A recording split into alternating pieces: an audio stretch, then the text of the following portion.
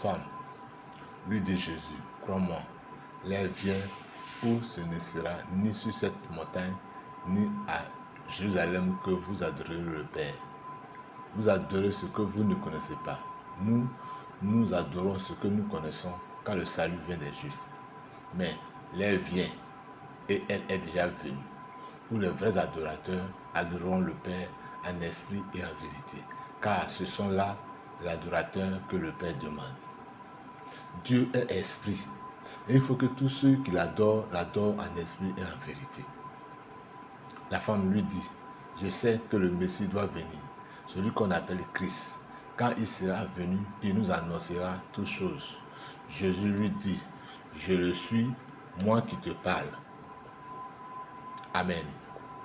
Bien-aimés, je voudrais vous entretenir ce matin concernant la parole de Dieu. Vous voyez la femme samaritaine, elle parle en tant qu'homme naturel, c'est-à-dire en tant qu'humaine. Elle est humaine, elle parle en tant que chair, ce qu'elle ressent, ce qu'elle croit. Elle dit, je sais que le Messie doit venir, celui qu'on appelle Christ. Quand il sera venu, il nous annoncera toutes choses. Nous savons que Jésus-Christ doit venir. Il nous a dit qu'il reviendra. Mais Jésus lui dit, je le suis, moi qui te parle. Est-ce qu'en Côte d'Ivoire, si on nous dit que Jésus-Christ est là, est-ce qu'on peut croire? Est-ce qu'on peut croire? Voici la femme samaritaine avec Jésus sur le puits de Jacob, en Samarie.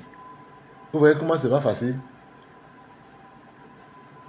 Jésus lui dit, c'est moi, je le suis, c'est moi qui te parle. On dit en Côte d'Ivoire que Jésus est là, mais beaucoup ne croient pas.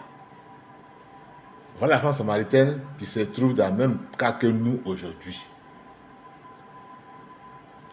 Femme, lui dit Jésus, crois-moi, l'heure vient où ce ne sera ni sur cette montagne, ni à Jérusalem que vous adorerez le Père. Vous adorez ce que vous ne connaissez pas. Mais nous adorons ce que nous connaissons, car le salut vient des Juifs. Mais l'heure vient, c'est Jésus qui parle, hein? Mais l'heure vient et elle est déjà venue, où les vrais adorateurs adoreront le Père en esprit et en vérité. Car ce sont là les adorateurs que le Père demande. Mon frère, ce matin, est-ce que tu attends ce que je suis en train de dire? Car Dieu est esprit. Il faut que tous ceux qui l'adorent en esprit et en vérité.